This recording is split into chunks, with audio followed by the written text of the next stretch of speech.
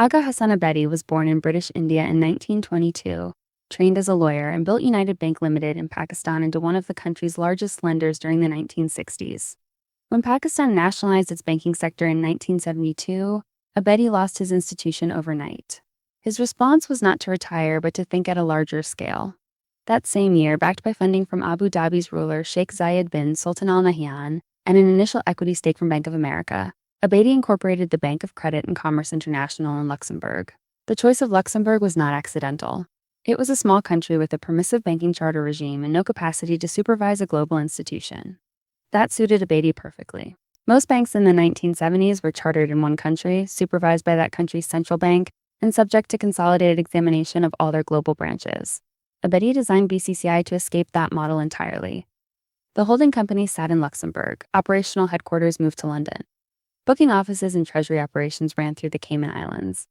Under the Basel Concordat of 1975, which assigned home country supervisors responsibility for their bank's foreign branches, a bank deliberately structured across multiple small jurisdictions fell into a regulatory gap.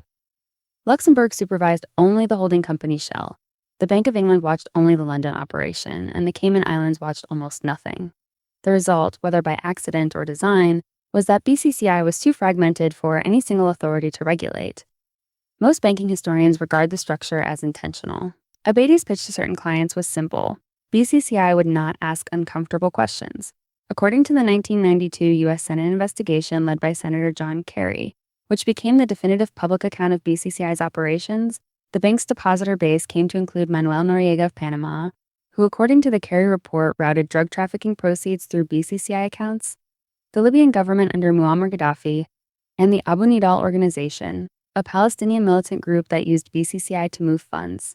The Kerry report also documented that BCCI helped a circle of Middle Eastern investors covertly acquire Washington's First American Bank shares, a U.S. bank holding company, with former U.S. Defense Secretary Clark Clifford serving as figurehead, apparently unaware of the full arrangement according to Clifford's own account at trial.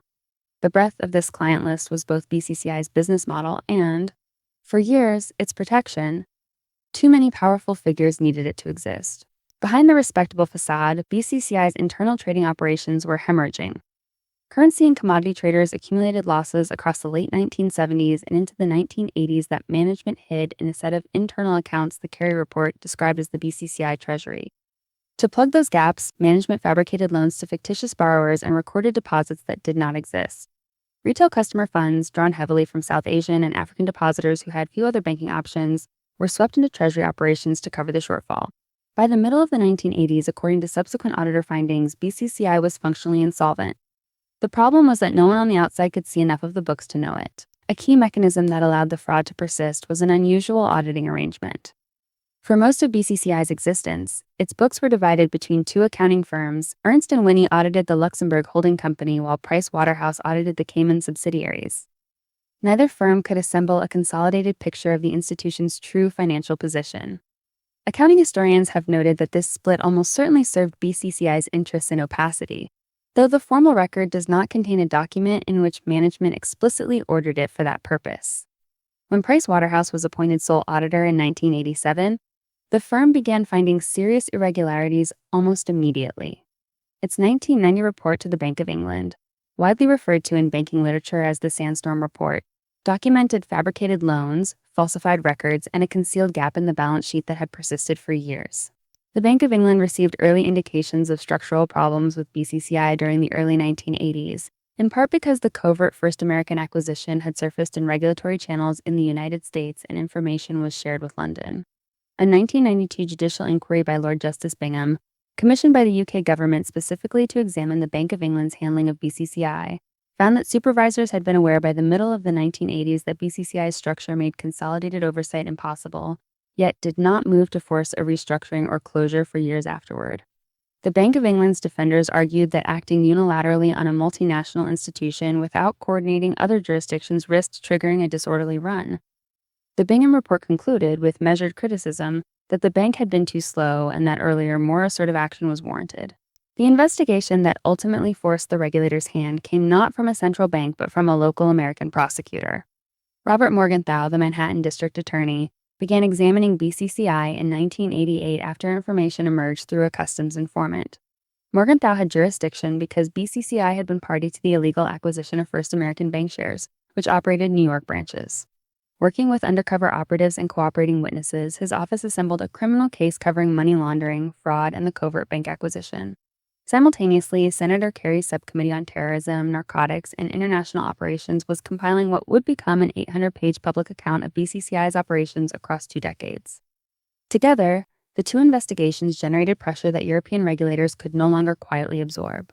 By mid-1991, the Bank of England held the Price Waterhouse findings. A criminal indictment from Morgenthau's office was imminent, and the Kerry investigation had reached the press. Continued operation of BCCI exposed supervisors to charges of willful blindness. The Bank of England coordinated with regulators in Luxembourg, the Cayman Islands, Spain, France, Switzerland, and other jurisdictions to arrange a simultaneous seizure. The date chosen was Friday, July 5, 1991. The timing was deliberate. A Friday closure gave regulators the weekend to secure assets in each jurisdiction before customers in other time zones could withdraw funds when their branches opened Monday. Within hours of the coordinated action, BCCI branches across the world were shuttered. The bank never reopened. The seizure itself was orderly. The aftermath was not. BCCI held deposits from an estimated 1.4 million customers.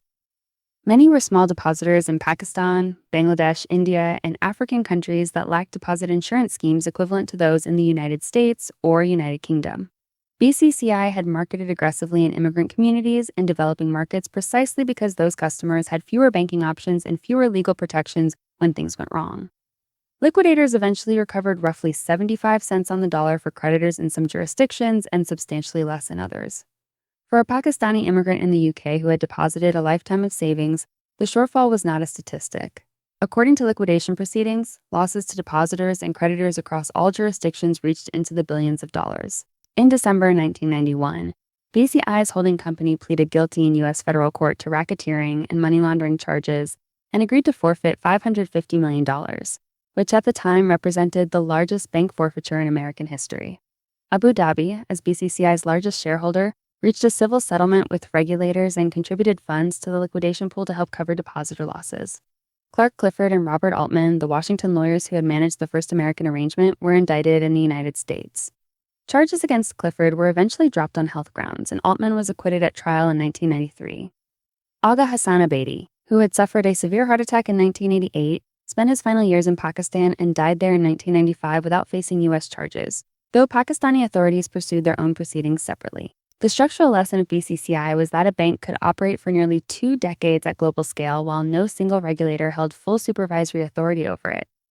In 1992, the Basel Committee on Banking Supervision issued a revised set of international standards titled Minimum Standards for the Supervision of International Banking Groups and Their Cross-Border Establishments. The central new requirement was straightforward. Any bank operating across borders must be supervised by a single home country authority capable of conducting consolidated oversight of its worldwide operations. If a bank could not demonstrate it had such a home regulator, host countries were authorized and expected to refuse it a license or close its local branches.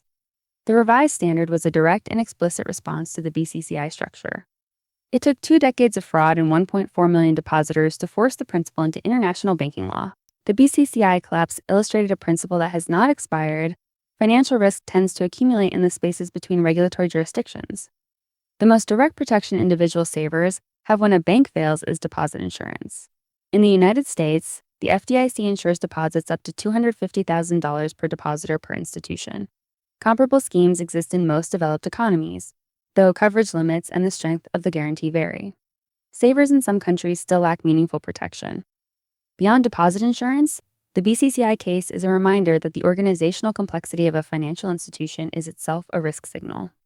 When a bank's corporate structure spans multiple offshore jurisdictions and requires a legal team to explain, that complexity can be a feature rather than an accident. Understanding where your bank is chartered, whether it is subject to consolidated supervision by a credible home regulator, and whether your deposits are insured are not obscure technicalities. They are the minimum an informed saver should know before placing funds anywhere.